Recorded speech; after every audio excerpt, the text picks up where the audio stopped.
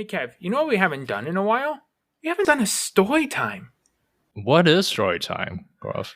Story time is a special episode of the Linen Student Plus Tie that we do every so often where we dive deeper into a specific type of storytelling or a topic or our feelings or emotions. It's something where you can get to know us a little bit more and not just asking questions. So Kev, you know what? Why don't we do it? Let's do a story time today on audio story time. Let's get super meta with it.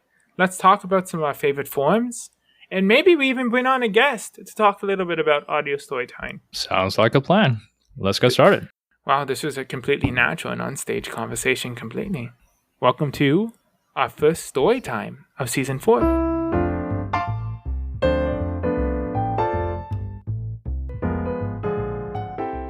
Welcome to the Linen Suit and Plastic Tie podcast. This is the podcast where we dissect and analyze the epic, the amazing, the cool, the stupendous power of storytelling and learn how to harness that power in your everyday lives.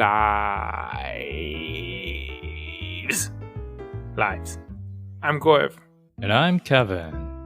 Kevin. When I do a lot of audiobooks. Spotify's audiobook subscription thing is like my favorite thing ever. I'm absolutely obsessed with it. We're not sponsored in any way by Spotify, but those monthly audiobooks, oh my god.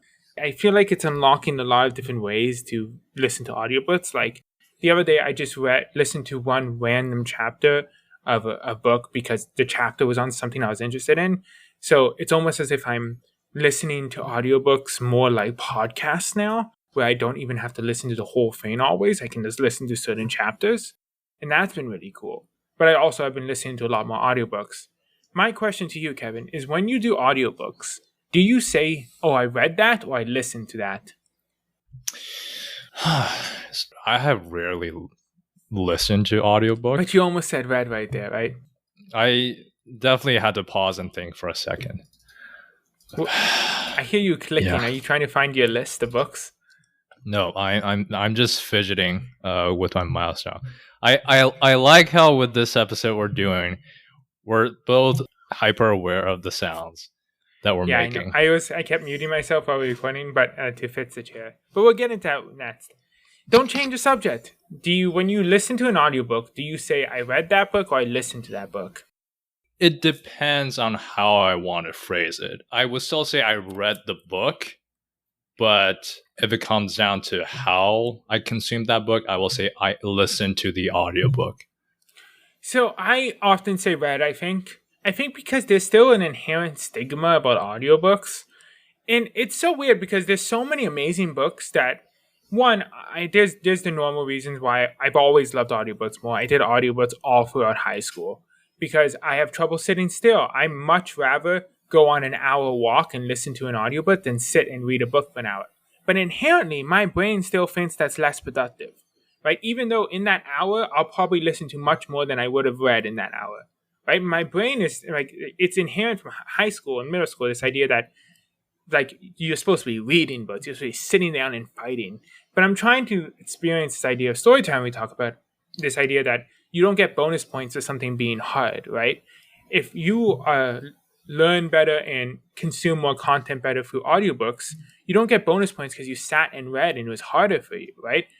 Most of the books I will read or listen to or whatever this year will be audiobooks. I know that for sure because there's a few physical books I read, but those take a long time for me, but I can knock through an audiobook much faster. So like I've unlocked so much more through audiobooks and like finished so many more books through audiobooks, books I've wanted to read for years because I've actually just accepted that that's how I consume things better. I still try to read, I still try to do diverse amounts, but for a long time it was like audiobooks won't actually teach you anything. They're kind of the lazy way. So I just didn't do anything because it was too hard for me to sit and read. Now I have a healthy appetite for both because there's some books, like I will rarely do fiction audiobooks. Right? I'm much more willing to sit down and read a story and engage in a story and use my imagination. But I love a nonfiction audiobook because with nonfiction physical books, you get distracted. It can be harder, especially with like a hard text. Like I love a nonfiction audiobook. But there's also now what I'm getting really excited from a storytelling perspective is there's now full cast audiobooks. Audible is about to next year release full cast audiobook versions of the Harry Potter series. I did the first Harry Potter audiobook during the pandemic when they had a different celebrity read a chapter. So, like, I think Daniel Radcliffe did a chapter, and that was really cool. I'm so excited for the full cast audiobook because I get to hear this new level of storytelling with these iconic books but go into depth that the books do that the movies don't. So I think this is something that I'm really excited about for audiobooks in the genre, is that there's full cast, there's editing. For example, Kev, we just read the amazing Pulitzer Prize winning book Trust, right? You read it physically, a part of our book club, and I did the audiobook. What I loved about the audiobook was, if you guys don't know what Trust is about, it's kind of like a story within a story within a story, and each story is told by a different person. But for the way I listened to it was each one of those books was told in a different voice by a different narrator. So it kind of really impactfully told me that, oh, this is told by different perspectives. And that's really cool. Stuff like that and full cast audiobooks. So audiobooks open up a huge emotional realm for me, a whole nother layer of consuming stories. And that was really weird for me because I don't usually do a lot of fiction audiobooks. I read a lot of physical fiction. Kev, but what was your perspective of reading that book that maybe I didn't have with the audiobook? See, this was, and I told you this was one of the books where I was actually very glad that I read the paperback because just liked that people saw you read it. Pulitzer Prize. That's by default with everything I read, but also for this one in particular, there was a lot of playing with fonts, with the formatting of the passage. But do you not think an audiobook can handle that? Like, if a font changes, you just change your tone. What does the font change give you that maybe tonal changes wouldn't, or vice versa? Well, I didn't listen to the audiobook version, so I wouldn't know how they executed that. But there was a certain part of the book that were written in two different fonts, and those two different fonts were supposed to represent two different either perspective or different points in time for the same person's story, and having that distinction with the fonts, with the text, was really helpful. But also, it's hard to display a blank page with sounds, but with paper you can do that because you just add a whole bunch of spaces between two sentences, and that'll tell you that that is a part of the book that was left blank intentionally. And that was where I was especially glad I was reading the physical version, because I got to see how that part of the story was executed and later understand why they decided to make that choice. Yeah, and I think I kind of see different forms of storytelling as different turns of an imagination dial, where like movies and television shows, you have less room for your own imagination, right? You're seeing someone's story. It's a little bit harder to empathize. It's a little bit harder to be in the story, right? Because you're seeing all aspects of the story, even though there's a lot of room to be creative with that, right? Perspectives and character point of views and unreliable narrators. But when the other side of the dial is physical books, where your imagination is creating almost everything, how the voices sound, how the communication's happening, how the people look, what's the environment look like, you know? And that's where your imagination works most. And then everything in between are different dials. So like I would say audiobooks are in between, comic books are in between. But what I'm trying to get at here is, one thing I love about the audiobook industry that's happening is we're seeing a lot more artistry, right? Like, we're seeing more sound effects. We're seeing more people who are taking the craft seriously. And I think there's a huge untapped storytelling realm in audiobooks that just doesn't get enough respect, because there's this idea, this story we're telling ourselves, that reading the physical book is harder and somehow more productive, you know, than listening to it. And one example of audiobook that we both enjoyed, and it felt right to me, even as a paper book lover, is actually from someone we talked to earlier this season, is Carrie Sun's memoir, Private Equity. We did listen to that one. Yeah, where Carrie herself narrated her own memoir. She's telling her own story. So that agency was not misplaced. So it felt right to me. And I didn't necessarily feel compelled to go back to actually read the physical version because it is still her. She's telling that story. She's lived that experience. Well, that's an example of nonfiction too, where I always try to find audiobooks that are read by the author. If it's not read by the author, I'm more willing to read it physically. Because when it's read by the author, you get more of the intent behind the story, right? Especially with memoirs and nonfiction. Like, you get them working on the cadence. Something we're going to talk later about in the episode. You get them choosing the silence. They're reading their own words. Like, I recently listened to Kara Swisher's book, Burn Book. And Kara Swisher is known not only to be incredibly smart, insightful, and amazing at what she does, but she's known to be very witty, right? And she has this very specific humor style. And that comes across so much more when you're hearing her read her own book because she's choosing the cadence, right?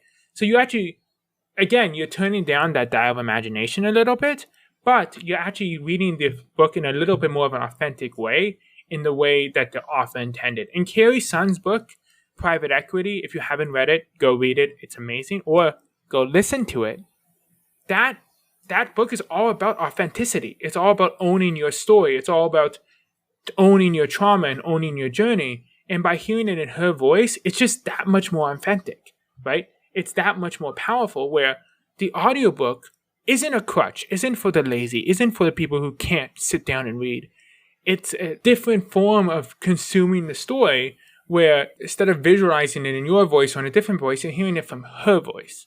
And I think that's incredibly powerful. Audio is so untapped. Some people get more out of listening, some people get more out of reading. An example you gave me once, Kev, was that something I do in audiobooks is I'm very afraid of zoning out. So I go back and we listen to something over and over again because I feel, if I was reading this, like in book club, I'm like, if Kevin's reading this or Benji is reading this, they're going to get more out of it. I have to make sure I listen to every word. And you said, it's funny that you think people don't zone out while reading. Yeah. And I'm like, oh, wow. That's interesting. It's not necessarily my job to pay attention. It's the author's job to grab my attention. Yeah, and we talk a lot about this on the show. As an audience member, you have no responsibilities. Except for in live events, don't be an asshole. There's other people who may be enjoying it. So besides live experiences, you have no responsibility to finish a book you're not liking. Kev, you just did this. Oh, yeah. Even though if you bought a book and you're hating it, you have no responsibility to finish it. It's the author's responsibility to tell the most encapsulating story as possible. That's their job. And if you're wondering for how much longer we're going to talk about audio, our answer is yes. Because today we are talking to Dallas Taylor. Dallas is the host and creator of 20,000 Hertz, a lovingly crafted podcast revealing the stories behind the world's most recognizable and interesting sounds.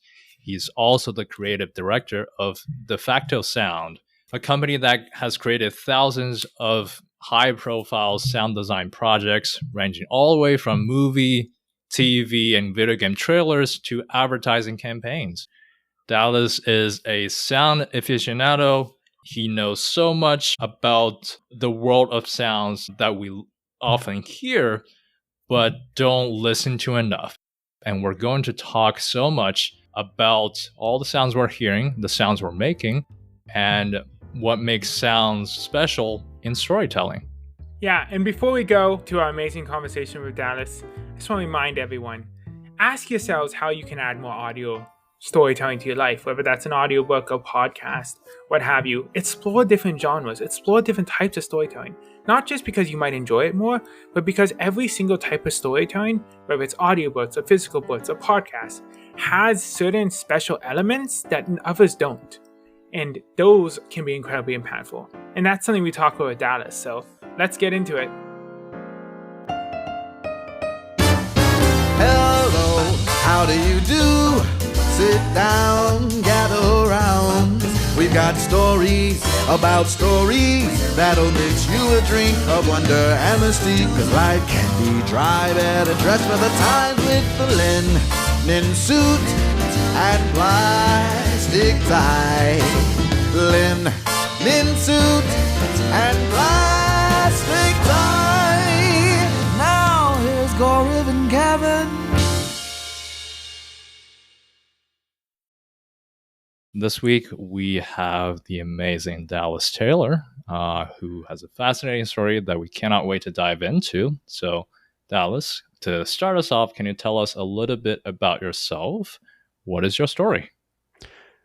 I've never been introduced as the amazing Dallas Taylor, but the reason that I like it is because it makes me sound like a magician. And a big part of what I do is I feel like I'm doing the dirty work behind visuals in order to project, to kind of like do this magic trick to sell visuals all the time. So I live with one foot in making a podcast called 20,000 Hertz, which is all about sound, and one foot in my sound design studio, which is called De Facto Sound, that I've run for 15 years after working for the Discovery Channel and NBC and Fox on both the West and the East Coast. And now a lot of what I'm doing is working with partners like Netflix or HBO or Nike or car spots or documentaries or films, games, making them sound really great from a post-production and sound design standpoint. And about 8 years ago, we started a passion project, which was the podcast called 20,000 Hertz, because I felt like culturally, we think a lot about our visuals and taste and touch and smell. But when we think about sound, it's too easy to think of sound being music and music alone, when the vast majority of the sonic world is not music. And so I wanted to highlight those stories. You know, something I love about your show is that Kevin and I were first actually introduced to it a while ago through Planet Money, and we heard this episode on HBO and some of the sound design of it. And what I loved, the deeper I got into your show, is it's extremely diverse. It's much more diverse than I thought it was going to be, because I think I was expecting a little bit more like, these are the different iconic sonic brands and sonic sounds, and that's definitely in there. But you get into, one, you have done a lot of amazing partnerships. I was just listening to one of Meditative Stories, the Sounds That Sell one, the advertising one, and it's so interesting how diverse this world you explore really is. Was that always the plan? I know with our show, we were really focused on, in the beginning, business storytelling, and then very fast, as we brought in psychologists, we expanded on to psychological stories, the stories we tell ourselves, how stories influence us.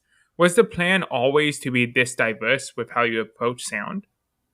So you're absolutely right. It's that old saying of the more you know, the more you realize you don't know. And yep. I was coming through this pursuit out of the television industry specifically. And I had a big love for TV sounds and film. And I'm a big, I love films. I love TV shows. I love video games. And so when I first started 20,000 Hertz, it was very much in the spirit of revealing famous sounds like the NBC chimes or Who's the Voice on Your Phone.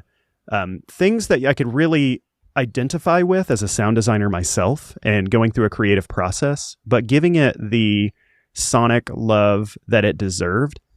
But as the show started to evolve, I just started learning about all these, how just big the world of sound is. It's enormous, and it's hard to even list them all out, but there's, of course, TV, there's film, there's games, there's experiential, there's theme parks, and those are just in sound design specific. There's the whole world of music that has more stories than just like, how was this song made, or like, what's your inspiration? There's instruments and digital instruments that have shaped culture through just being created.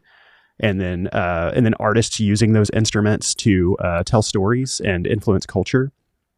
Not only that, we have entire worlds of linguistics. We have a lot of brain science things, how we process sounds, how hearing works in general. And the list just keeps going on and on. So the more I do it, the more I realize that the through line for all of these is that they're all human stories at their foundation. And we certainly tell stories about here's a sound that was made, but inevitably it always turns into a human story narrative arc with a beginning, middle, and end at the end. So that's always what we're looking for, is like, where's that where's that human story that we could then wrap around these concepts, to get someone to the end. But then they learn something along the way too. Yeah, I mean, that's one of the things I love about your show. I feel so many parallels with our show. The way we approach storytelling. And because I think your show is kind of like this, the hidden sounds behind everything, and ours is kind of the hidden storytelling behind everything. Have you ruined anything for yourself? Like now that it's kind of, I describe the show sometimes as like seeing the Matrix, and once you see it, you can't unsee it. I think, for example, the Disney Parks episode you did, where it this makes me see Disney differently, not in a bad way, but it goes to meticulous ways that they design the different parts of the park. Like, for example, you talk about how moving from park to park, the sounds gradually change instead of in a big way. So have you ruined anything for yourself, or are you just noticing things more? It's funny that you mentioned that particular example. So we did the show on Disney parks and how they use or how they do sound design for their attractions. And sometimes they have to hide mechanical noises with loud sounds. And so sometimes you can go through it, and if you have a critical ear, it can be like, oh, why this or why that? But they're actually trying to mask other things. And it's funny. I would say that there's nothing that comes to mind that I would go, okay, that was ruined for me. I think more than anything, I just become more and more in awe of the brilliance of extremely smart, creative people who do this pursuit with almost no spotlight. I think when we're visual artists or, musical artists, and of course it's a struggle to get the, even attention in the art sphere at all. But there is just brilliant people who are fully satisfied by just the pursuit of making something incredible. And there's just so many stories that the deeper I get into them, the more I have respect for these people who are kind of like quietly shaping culture and experiences and making people happy, and how they're so fulfilled doing that. And so I would say it's quite the opposite. I would say that every passing day, I'm even more, in more awe of creativity and the people that I get to meet through the show. Yeah, I mean, I think it's the same for us. I've asked this question of a couple different like expert storytellers on our show, and it's a similar answer. It's like you see it more, but you kind of understand it more. I think about like there's so many amazing audio stories. I was watching Jaws last night, which is one of the most iconic audio storytelling pieces we've ever seen, with that very iconic sound as Jaws approaches the boat. And I was thinking about audio because we were planning this much more than I would usually, right? So there's like that scene with the fake shark, spoilers if you haven't seen Jaws, but there's a scene with the kids pretending to be the shark. And then you notice when you're listening to the audio intently, oh, they're not playing that sound. So I knew immediately, oh, that's not the real shark, right? If you rewatch that movie and only pay attention to the sounds, you notice the narrative arcs that are drilling in the emotion for you. Well, yeah, speaking of kind of that analogy before that I had mentioned, I enjoy magicians, and it took me a while to really understand why, as a sound designer, do I love magicians so much. I will watch them and study them, and I have little tricks that I do for my friends and family, but it's really about this idea of perspective. Like, I can control the perspective that you see from this angle. And so my hands may be very clearly positioned in a way to show you something, but there's all this dirty work that happens that I can see, or if you're at a different angle or behind. And so sound design, mixing, Foley, all of these things, emotional sounds, all of these things are really the kind of the dirty work, the brilliant dirty work that's happening behind these visuals that sell the visuals. There's a famous quote, I believe it's George Lucas, that said, like, sound is 50% of the movie. And, as someone who works on these projects day in and day out, from commercials all the way through films, these things don't sell at all when we have the editor's mix. Like, these things sound objectively terrible when it hits a sound designer. And so most people just don't even understand the work because it's so quiet, and you just hear the final experience. And our entire job is to be transparent. But while doing all this meticulous, long, dirty work to really sell all of this idea, all this storytelling, all these visuals on screen. And it's such a fun pursuit to do. Well, that actually also makes me think of the Jordan Peele quote. Jordan Peele said in an interview he was being asked about this transition from comedy to horror. And he said that, is it weird that I find horror funny? The only difference between horror and comedy to me is the music. And I was like, it's amazing, because if you watch it in certain ways and you change the music, it is funny how on screen, how comedic certain scenes can be. And now I'm watching all these YouTube videos like X, Y, and Z, but a horror. Like I keep seeing these Office. It's like if Office was the horror, and it's just the music. And it's so interesting in how that works. We have a whole YouTube channel at De Facto Sound where we take scenes or like a commercial or something, and we completely re-sound design them to recontextualize them. So it's a De Facto Sound on YouTube. And honestly, if I was a billionaire, that's probably all I would do with my life. Yeah. Gaurav and I think we listened to one of our first 20,000 Hertz episodes in a car while we were driving. And I said to him, this is such a perfect podcast for this format, because podcasting is inherently audio, very audio based, audio only. And the theme of this podcast is about sounds. And the fact that, you mentioned that over time, as you do more of these episodes and explore more topics, you found that it comes down to a lot of the human stories. So what we're curious about here is what goes into telling those compelling stories in this audio only format? Well, I love YouTube. I do things on YouTube. I'm continuing to spend a lot of time working on visual types of projects for myself and for others. And also, it took me a long time to even decide whether or not I wanted to be a YouTuber or a podcaster for 20,000 Hertz specifically. It was like a year-long process of, should we do this to YouTube because YouTube was exploding, or should we do this as a podcast? And the more that I thought, the more that it didn't sit well with me to let visuals take a front seat to a show about sound.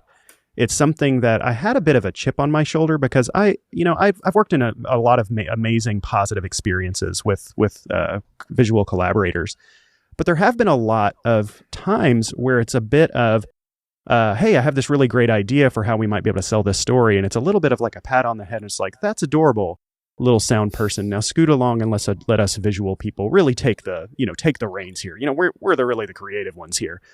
And it always put such a nasty taste in my mouth when I felt like there were so many great ideas being completely left on the table, especially coming from a different sense. In visuals, in movies and TV and stuff, all we have are the sense of sight and the sense of hearing. And if we're only fully pushing one, we're not exploring the amount that we can really push with that.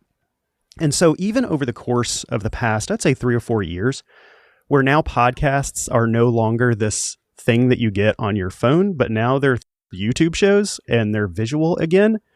It's neat. And I certainly think that there's a lot of great interview shows that work beautifully on camera as well. But you also have to realize that you are, in that format, you are gatekeeping in a lot of ways, whether you know it or not. When we go and we greenlight a show, the only thing that we're asking for someone to do is have a microphone, and just talk to us. We don't even do our interviews with video. We use a service that's audio only. We want them to not feel intimidated by a camera. We are able to speak to people who don't feel like they need to get dressed up.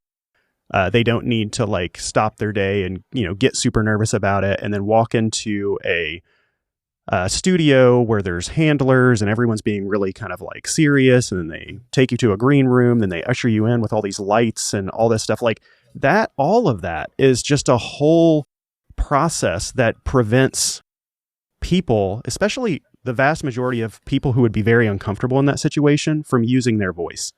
And so we have remained, especially when it comes to making our baby, which is the 20,000 Hertz podcast, when in that regard, we remain from top to bottom sound only, because we are able to get people, we're able to get stories that people won't say on camera.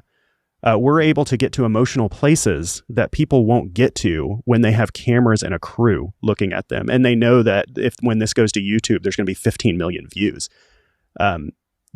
the people who are going on these shows need something in return: publicity, fame, fortune, some sort of cause. Mm-hmm. Whereas the vast majority of the people that I'm speaking with are all doing this because they just want to put a little bit of a spotlight on this hidden industry that deserves a lot more credit.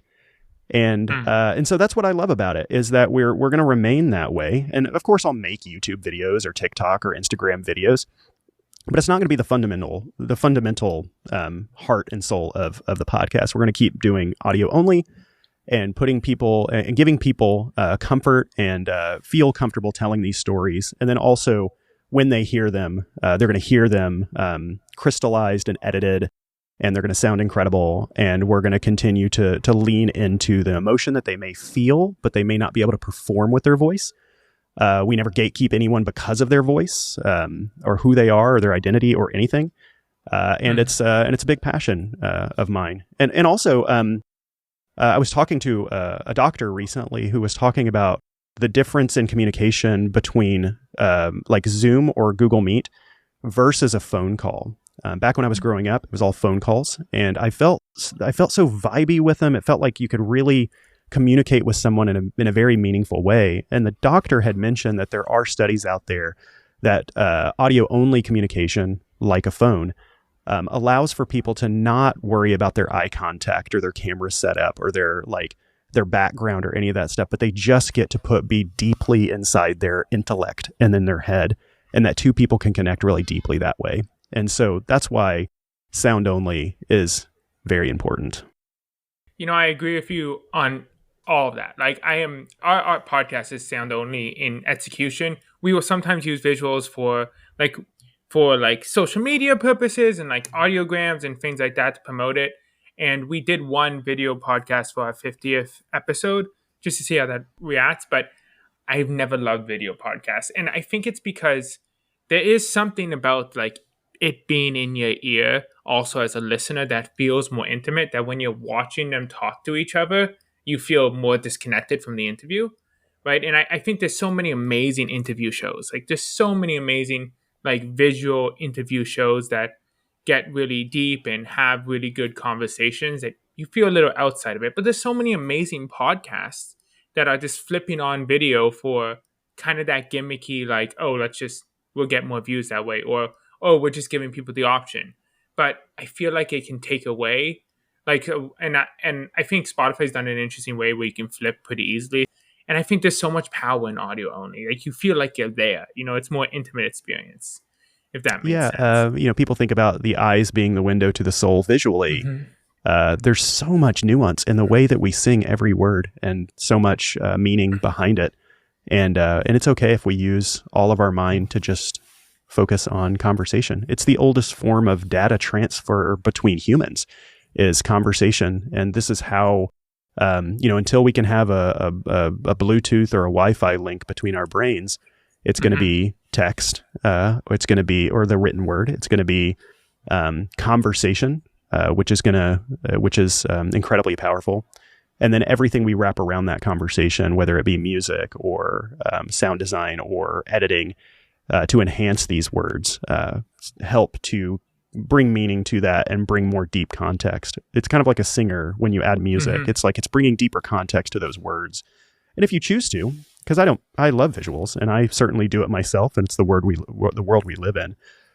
When you bring visuals, I think it is something important to think about it in a way. For me, I think about it as just trying to reach new audiences, to say, hey, there's a really cool world here, and I'm just trying to be accessible to people who would never consider listening to a podcast. And maybe they might find their way to the long-form podcast through a 45-second factoid on TikTok. You said something there that was so powerful to me, was using their whole mind to listen. Because I think we live in this world sometimes where it's like, oh, you're just adding on. Oh, it feels like on the surface of it, it feels like podcast is audio only is just limiting something, right? It's like, oh, you're cutting away, you're doing this while you're walking instead, etc. But this idea of using your whole mind to listen, I think is so powerful, because I think you can sometimes default to being like video podcast is a layer on, and we always want more, and we always want the option, we always want X, Y, and Z. But this idea of audio only unlocking stuff in the conversation, but also unlocking things in the listening of it, where you hear things because you're more tuned to it. I think that's just really powerful. We spent a lot of time on the show advocating for storytelling mediums. We talk about comic books a lot. We talk about video games a lot, because it's so easy to write off different mediums, but mediums have their own inherent power and their own inherent dials of imagination. So that's why I love that. I just really wanted to double click on that line, using your whole mind to listen, because I think it's not about not having something. It's about tuning into something. The medium itself is part of the creative process, how it's used, where people are when they use it. And so it's very rare to have a creator who is ubiquitous on all platforms and just like succeeds on all. I'm sure that we could all think of those people, and it's extraordinarily rare. Many of the times there's someone who does something extremely well on Instagram and they blow up in that medium. And then sometimes there's an adjacent TikTok, because there can be similarities in those. But people who, a lot of the creators that I adore on YouTube, they don't participate in Instagram or TikTok because they require longer time periods to communicate what they're saying. What 20,000 Hertz is as a podcast, we had an Instagram account. It didn't work at all. Like taking 25 minutes and trying to make a little snippet out of it didn't work, to the point where we just stopped doing our socials and just rebranded them to me, which gave me a lot more freedom to go like, hey, I'm going to talk about whatever I want, because it wasn't the same vibe. And I don't even want to put that title in a place where it doesn't exemplify what it is. So I think that it's easy to be distracted by trying to be all things everywhere. And I'm saying this to myself right now, but you can also reach a much larger audience by doubling down and focusing on the medium that you're really good at, and the medium that's making the world a better place, hopefully, with what you're doing, and is reaching the most amount of people. I don't like content that makes the world a worse place. That's my main thing, and I think that listeners and viewers have a duty to consume content that makes your mind better and makes the world better, and support people who do that, because there's the people like myself and the people that I respect in this kind of edutainment type of world are absolutely utterly eclipsed by stuff that's just making the world a worse place. And I want to encourage people to fight the good fight and make stuff that educates, makes people happy, puts people on pedestals, represent people who don't have much of a voice, give them a voice, and just share the full spectrum of humanity hopefully in a positive way, even though I know that there's negative things in the world. Yeah, it's voice in a very literal and powerful sense. And let's get into the actual magic of sounds. Can you maybe give an example of how you found sound can trigger different emotions out of people? What are some of the amazing ways that sounds can influence people in action? The most obvious way that we can turn to is music. For me personally, I went through some darker times in my life, and due to the situations in my life and loved ones and difficulties like everyone goes through. And at the time, I didn't realize it, because I also love really heavy music, I love deep symphonies and stuff that are really kind of tragic, or operas, or just music that's very serious and covers serious topics and has a tonality that's serious. There was a time where I started to realize how that in and of itself was a destructive force in my own life. I love that people can channel these emotions through dark, deep music. And I know that a lot of people get a lot of comfort knowing that other people are going through it. For example, I know a lot of people who just adore heavy metal, and they are some of the kindest, nicest people I have ever met in my entire life. It's wild. But it's because they can, I don't know, just like screaming is cathartic, and hearing people scream is cathartic. Mm-hmm. And so I think it was something that is good. But there was a time where I realized I'm just going to listen to joyful music, and my mood in my life got so much better, to the point where now all I want to hear is like super happy, joyful stuff, and it's pretty addictive for me. So I would encourage people to do an evaluation of where you are in your life, how you want to feel, and maybe music might help you do that. But in other cases, like a notification ding or something, I don't keep my notifications on because I don't want to be disturbed by them. That can be pretty traumatic for people. If you have really negative experiences, or if you sent out a text message that was really difficult, every single ding that's going to come to you is going to trigger like a negative response. Or if you have negative experiences on Slack or something like that, those things are going to trigger something primal in you that's going to be negative. Those So it's Slack very Pavlovian. commercials. Those What's that? Slack commercials. Those goddamn Slack commercials. Stop them. I already use Slack. I know it. Stop putting Slack. I mean, it's just so you're watching a television show, you're off the clock, and then you get a Slack commercial that plays that little ding, and you're like, why are you doing this to me? Yeah. Like, who are you selling this to? So yeah, for me, it's so much about association. Some people have very positive associations with sound. Some people have very negative associations with sound. And so, say for Slack, for instance, if you feel a trigger every time that sound plays, just go in there and change the sound. I'm a big believer of having 0 notifications on my phone. My phone needs to work for me. I don't need to work for my phone. I turn off every single notification across the board. I unsubscribe from every email that's not right for me. So I'm in a constant pursuit of a distraction-free life, even though I'm distracted constantly. So, and it's funny because we tell stories behind a lot of these sounds, and they're brilliant and they serve a purpose. But it's funny because I'm the type of person who just turns it all off. I'm very sensitive to being overwhelmed, especially like sensory, and so I try to curate my life to be as calm and peaceful as possible. I love that. I think when I think about negative associations and stories of associated sounds, it's like I think of how I probably need to change all my alarm sounds. I hate that sound. The alarm sound really bothers me and really puts me in an interesting headspace. I mentioned the Slack sound, which isn't that bad, but the Slack sound's annoying. But I love this idea of doing like a notification evaluation, like what notifications do you really need? I find myself, when I meditate, my phone automatically turns off all my notifications.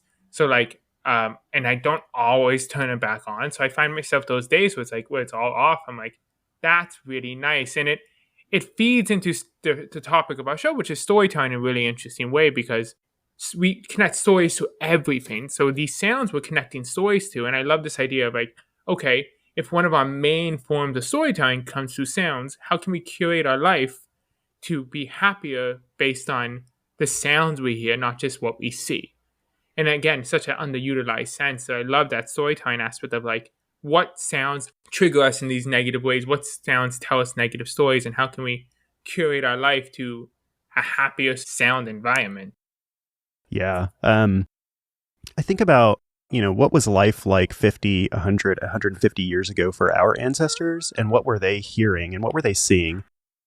In most cases, it was a much calmer world.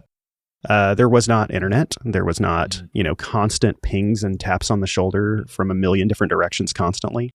So we are living in the first and second generation of kind of like an unprecedented moment in all of human history with pings and distractions and attention seeking. Where everyone, like the commodity of life right now is attention. And so I don't want to do that. Like, I don't want to participate in that. It's not natural for our brains to be constantly, being pulled into different directions. And so with sound, I think that's, the biggest advice that I can give is really curate what you want to hear and try to get rid of what you don't. And there's more to it than notifications. Living in very noisy environments, some things you have control over, some things you don't. But if you have, say, a really rattly air conditioner, maybe it might be worth like finding that rattle and turning it off. For me, I do this every 6-month ritual of going through my entire home with WD-40 and getting every single squeaky door hinge, because that little squeaky door hinge drives me bananas. I like when if I purchase a car or something, I'm always looking for like what's quiet, because highways are really noisy. Yeah. I have a big chip on my shoulder over super loud restaurants. I go to a restaurant to connect with another person, And the way that we connect more than anything is through the way that we speak to each other.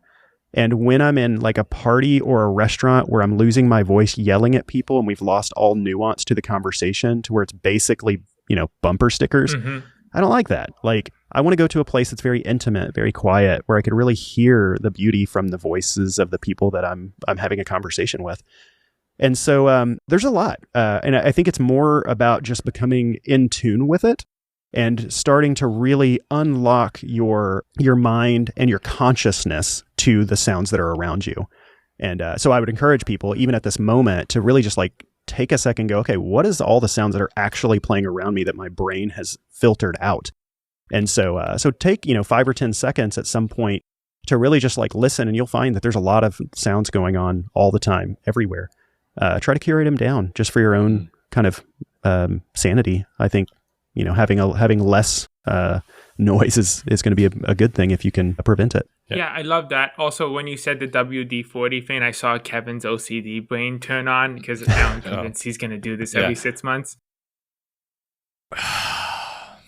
Hi, this is Kevin in post, and I just have to say that this has been one of the most challenging experiences for me editing-wise, because we're talking to the sound expert about sounds and noises, and it just gets me hyper aware of all the little noises throughout the recording that I cannot unhear, but didn't have enough skills to get rid of.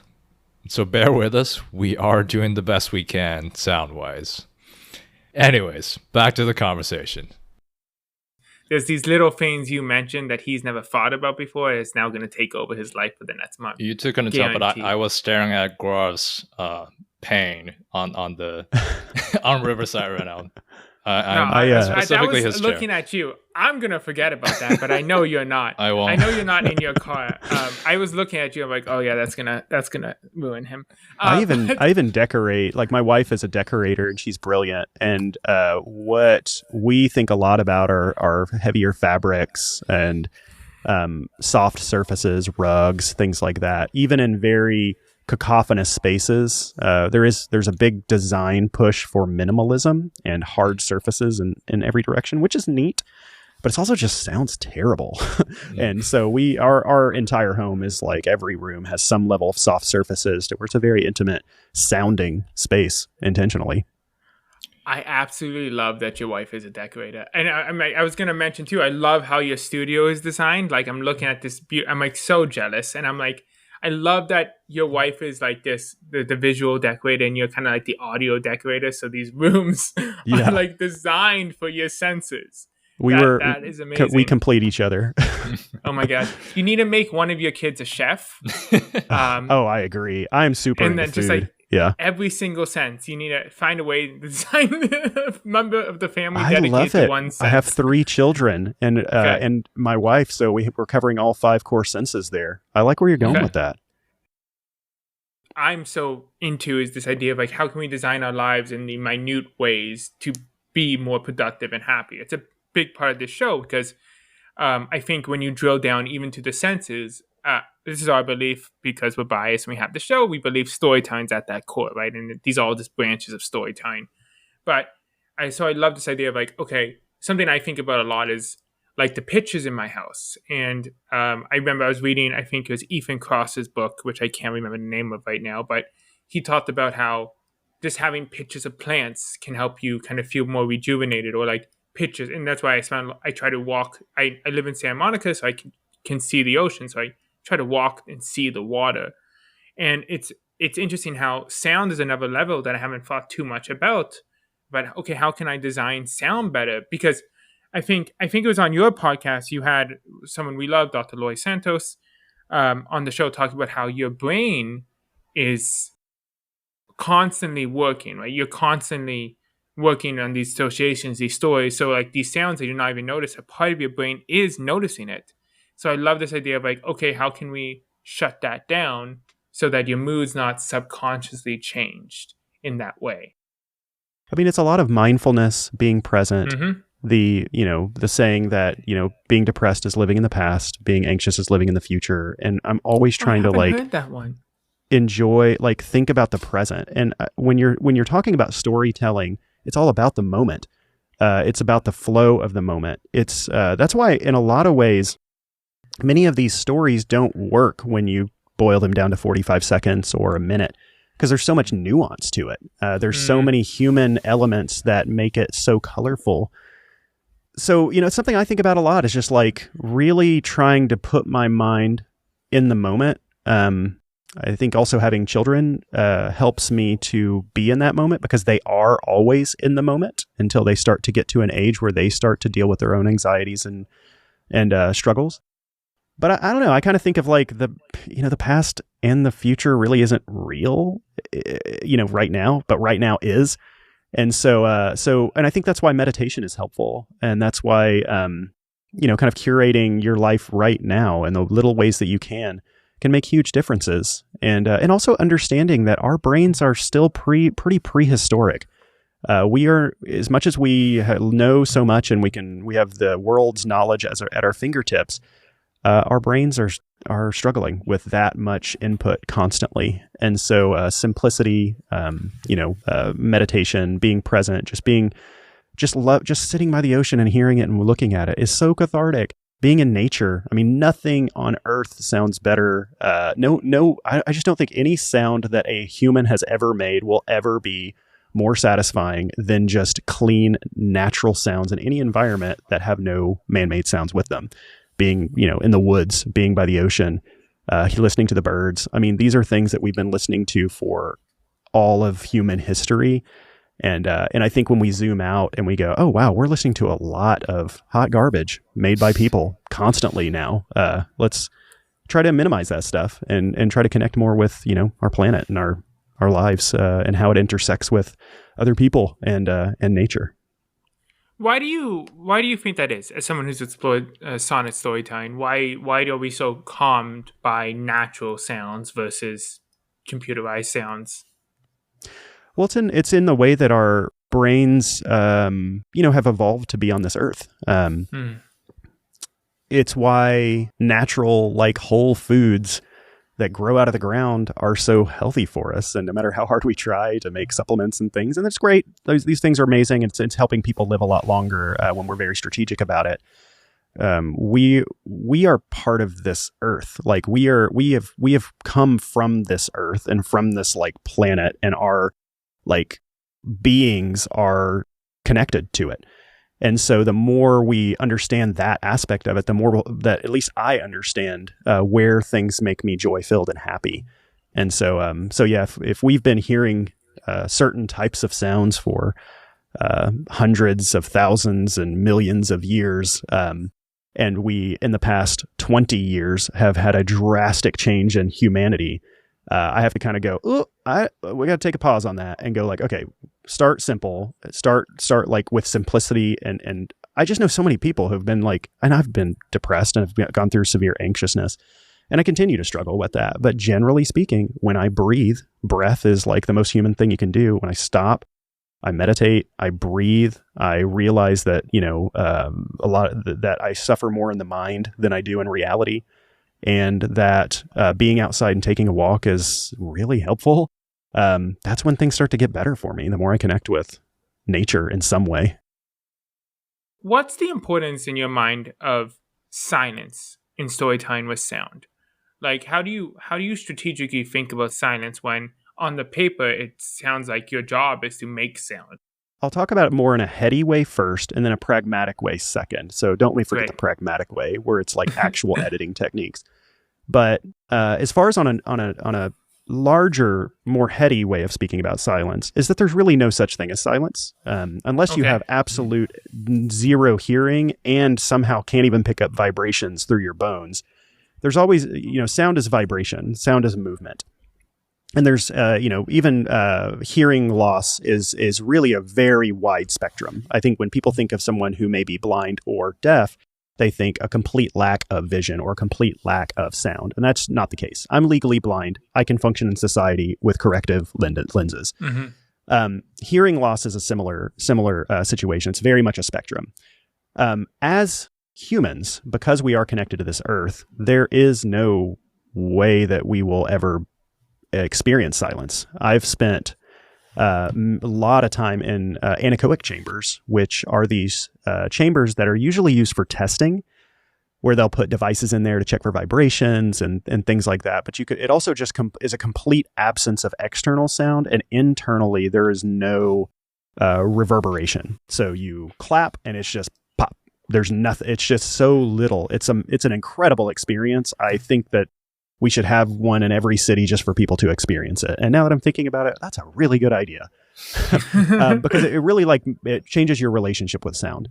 So I've spent some time in these places, and I love it.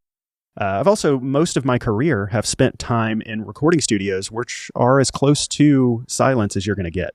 Mm-hmm. But even when there is absolutely no noise, and there's even 0 or negative decibels, the thing that your brain is going to do is it's going to turn everything else up. Like when I was in these in these chambers, after a few minutes, my ears, it's almost like someone turns the gain way up in my brain. So I know it's not real, but I know it's in my brain, where like tinnitus starts to come in, hiss starts to come in. I start to hear the blood rushing through my ears. You start to hear your actual internal organs. You hear all the grumbling. You hear your intestines. Like that stuff is really loud when you have nothing else. And so it's a really fascinating concept that there really is no way as a human to experience complete lack of sound. And even in space, there is no sound because there's no medium or air for it to travel through. I suppose you could probably experience it for about 3 seconds before you black out, but I'm not willing to try that. So in a practical sense, like silence is really not something we can experience. But from a storytelling standpoint, I think of silence as like pauses and breaks and dynamic range. Dynamic range is huge in all things. So dynamic range is something that people think about very much in the sense of loud and quiet in music. That's commanded that terminology. But dynamic range can appeal to all kinds of things, like light, bright, dark. That's a dynamic range. Storytelling, very intense emotional things that are happening right next to like a joke that makes you laugh while you're crying. That's dynamic range. And that's something we think about a lot. Even in our storytelling, when we talk about dynamic range, 90% of the time we're talking about dynamic range in the human emotions that are happening. Mm-hmm. We're trying to craft kind of like what emotions we're trying to play with, or not play with, but like what emotions are we trying to lead people into.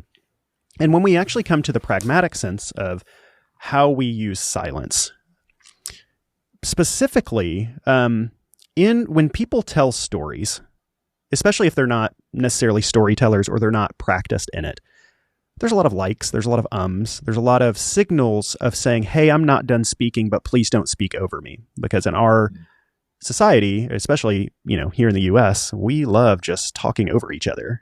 And in order to keep someone from doing that, you fill all the gaps like I'm doing right now, all that stuff.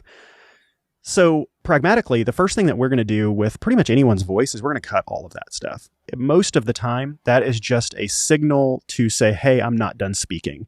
So by removing the majority of that, their words now just get put up on a pedestal. Like the words mean so much more when you remove that little unconscious signal. So there's that.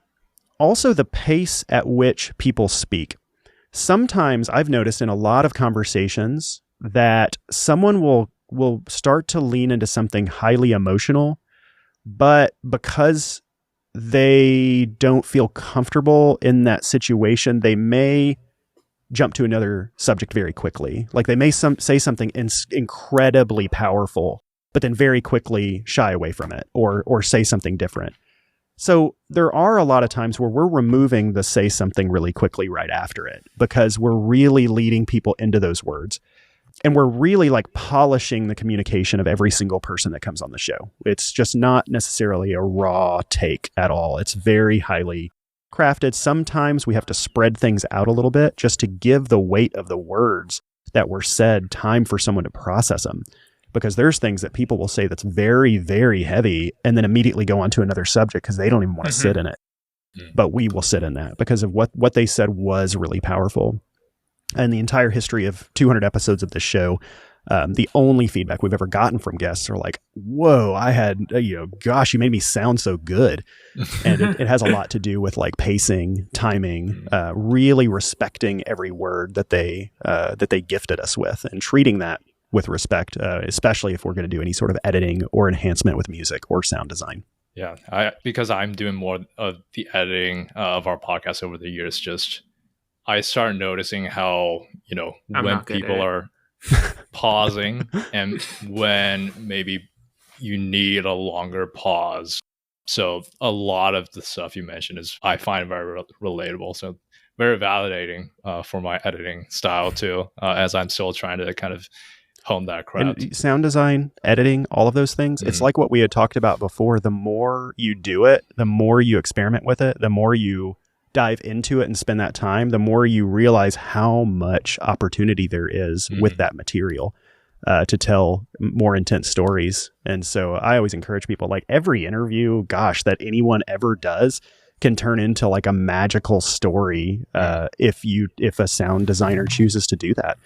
And the thing is that just with every single one of our episodes, we spend 300 plus hours and sometimes a year to make every single one, because it takes a very long time to do it. And that's also why I'm not part of a network. I'm not part of anyone else telling me what I can do with budgets or whatnot. I own it and I give it the respect and the time that it deserves, because I just understand that sound takes time and it's not a race. But what about live performances? In fact, those are, that's a situation where I don't think as a sound mixer or a designer, you necessarily get to control the pace of the sound being, outputted all the time. There's usually a performer, either music or, a comedian, right? They're talking or they're singing, it's following their pace. How do you enhance that experience for the audience as the sound designer? Ooh, I love that. I think that for live performances, it's important to understand that the threshold of human hearing is somewhat fixed. And so what I mean is that we all know that we're not supposed to look at someone welding, because the dynamic range of that light can do damage to your eyes. Mm-hmm.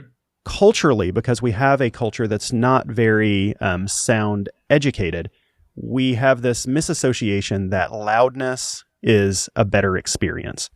And I believe that's just fundamentally not true. And I believe that in 10, 15, 50 years, we will actually be a little appalled by things being obnoxiously loud. Now I get it.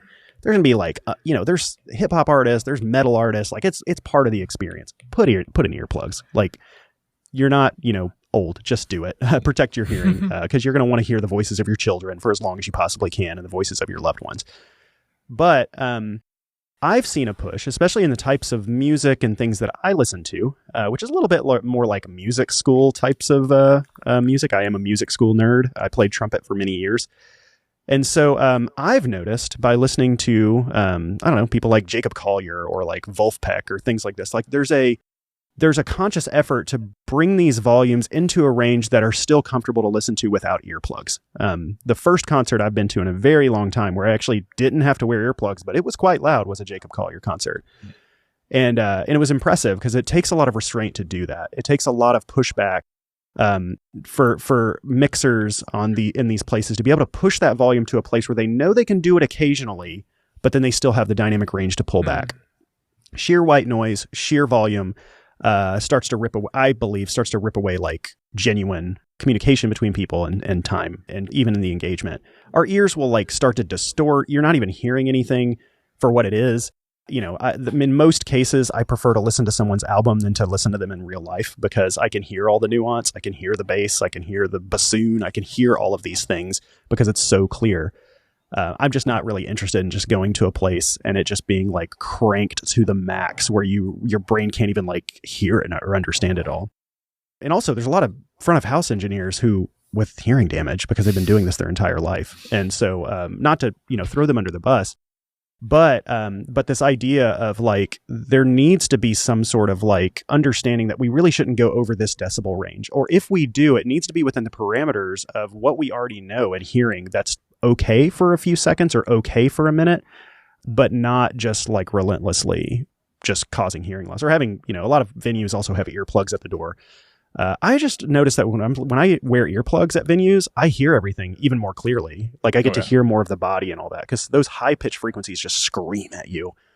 So anyway, that's a big thing for me is just volume levels. And you know what? Maybe I'm just a crotchety old man when it comes to it. And I'm sure that there's plenty of people listening that are just like, you're old. I'm like, well, I was young once.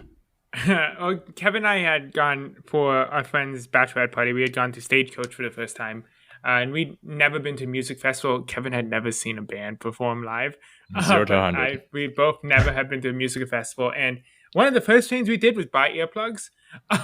But we, being kind of scientist minds-ish, we were constantly like testing like how it sounded. Like I would take out the earplugs, hear the difference, put it in. Kevin was playing with his AirPods between the different stages. I think he broke his AirPods. I turned on noise canceling at one point. It still sounds great, the music, but it's interesting for sure.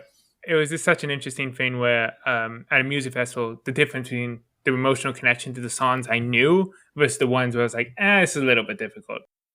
Yeah, it's one of those things. I think that I want to enjoy it. I want to enjoy the energy that these people are giving off. A lot of artists now, the reason that they're doing so much touring is they just can't make money off of albums now. So they need to be present with people. And a lot of really, smart ones have really incredible front of house and monitor engineers and people who understand a lot of this stuff. I feel like lately more of the concerts I go to, they're like still objectively loud. But there's objectively loud in a healthy way, and then there's just complete sheer noise that your ears can't even really process.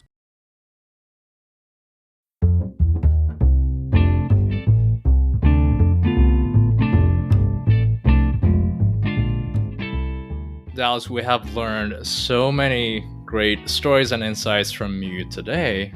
And to be mindful of your time, our closeout segment is called Suspenders. This is where we ask you a fun, random question. It's unrelated to anything. You can give us any answer you feel like. And we're going to do a little differently this time since Gaurav just hit the question from me. So we're going to throw it up to him. Ask away. I see. I'm going to change it. I'm going to cheat because this is our show and there's no actual rules. It's going to be related to what we talked about today. All right. Our initial question was random, but I was like, you know what? I really want to ask this to end the show. What is one sound that brings you unbridled joy and you're not exactly sure why? Without a doubt, it's the voices of the people that I care about and the people who care about me. My children, they're singing just when they're saying, hey, Daddy, can you come over here and do this thing? My wife in conversation, my friends, my family, all the people that I interact with, voices. That's the thing that I love more than anything because there's so much meaning behind it and there's so much love behind it. I love it. It's also, we're association beings, right? There's stories behind it. We love your show, 20,000 Hertz. It's an amazing show. I think I learned so much of sound from it. Yep. And I really appreciate you joining us. So thank you so much. Thanks for having me. This is so much fun.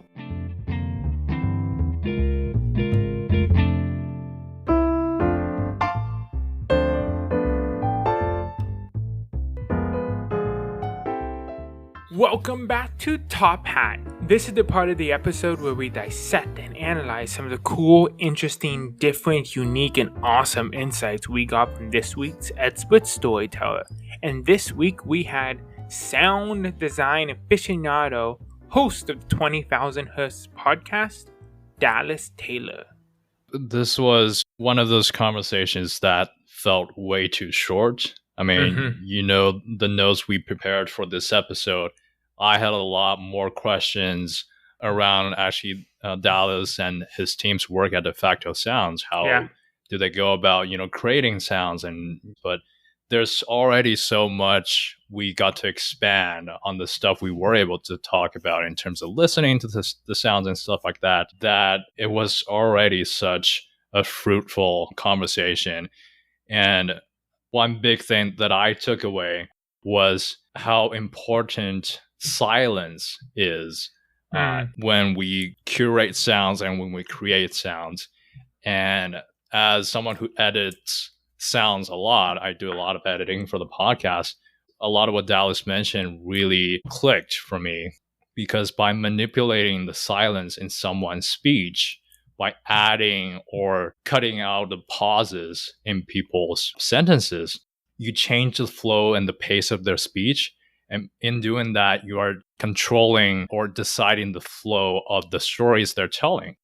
So silence in itself is a form of sound. And sometimes you got to utilize the absence of sounds well to be able to curate a sonic story that is compelling. I love what you said there about this kind of the importance of silence, because pacing is a huge part of storytelling. Something I struggle with when I'm telling stories in life, talking to friends, giving presentations, doing this podcast. Figuring out the right pacing and where to put silences is essential. So I definitely think that was one of the biggest learnings. I encourage all of our listeners, when telling stories, whether it's a pitch, presentation, what have you, stories to tell yourself, make sure you think about where you're putting the silence. Making sure you think about where can I give the audience time to use their brains to sit with something, connect with something, instead of moving too fast and not allowing them to really feel the weight of it. It's not just in editing after the fact to help tell stories, but also in your conversations. Are you giving enough silence to make sure the other person feels heard? Are you giving enough silence to give them time to digest? I'm very afraid of silence in general in life. When I'm talking in groups or with the show, there's definitely times where I can sit in silence and maybe instead of answering a question or jumping in, I can give other people the time to sit in silence. So, one of the best interviewing skills people say is, let there be silence. If there's silence, other people may fill the void, and it may be a more fruitful conversation because you're allowing them to add more. So I think in storytelling, it's super crucial to think about how you do pacing, how you use silences, not just in editing and after the fact, but in how you are speaking to other people. How are you allowing them to speak? How are you letting emotions hit? And another thing that Dallas talked about that I thought was super crucial was curating the sounds you hear. He talked about how he's a sound designer and his wife is an interior designer, and how they design spaces for the sounds you hear. Because sounds is one of the most underappreciated, underrepresented senses. We think about sound so much less than we should, right? You would never randomly put things up on your wall. You put things up that you care about, things that you look at and smile. It brightens your day because it's on your wall. Why don't we do that with sound? Why don't we make sure that everything we put in our house gives us positive emotions and sound? Because our brain is constantly hearing things. There's that thing where you only consciously process a small amount of what your brain and your emotions and your senses take in. So if our brain is taking in on our noises, even if we don't take the time to process some of those noises, our brain is still processing it, right? So if there's a bunch of annoying noises being taken in, we're going to feel more agitated, we're going to feel more annoyed, and maybe we won't be able to consciously know that. So taking the time to curate your sounds and trying just to make your room filled and your life filled with sounds that's going to make you happier is going to really help your internal storytelling. So internal storytelling, the stories we tell ourselves, is very, very affected by the sounds because we create connections and relationships with everything, and that's a huge part of internal storytelling. How can you curate your life to tell healthier stories? By curating your life around healthier sounds.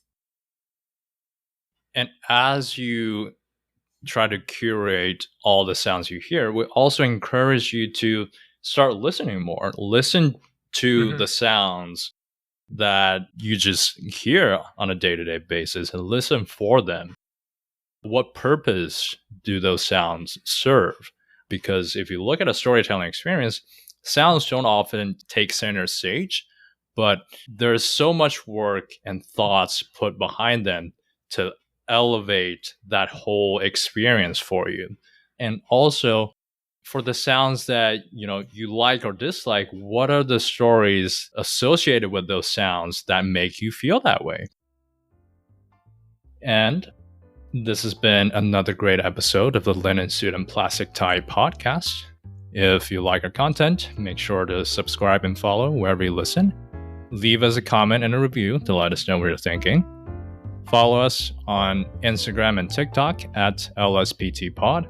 LinkedIn, linen suit and plastic tie. We'll see you next time. Or hear you next time. Or I guess they'll hear us. I don't know. You'll hear us next time. We appreciate you. Bye.